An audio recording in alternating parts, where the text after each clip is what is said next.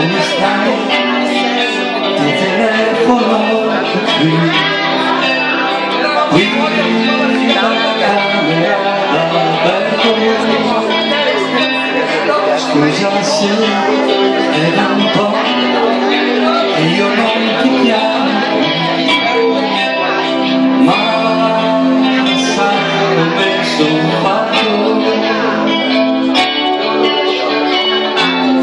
Io però ti penso spesso, fortemente come adesso. Io sto bene come no, ho mangiato dei carini e sto riposando. Il lavoro va così, tutti dicono c'è crisi, io non mollo.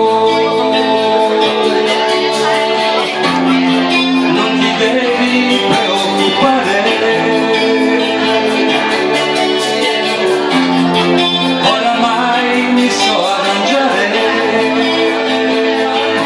Stai tranquillo, non frequento quelle che chiami brutte compagnie, ne sto lontano. Sai dove sai che sto attento, ci sono in giro certe malattie. Sì, sì, guido piano.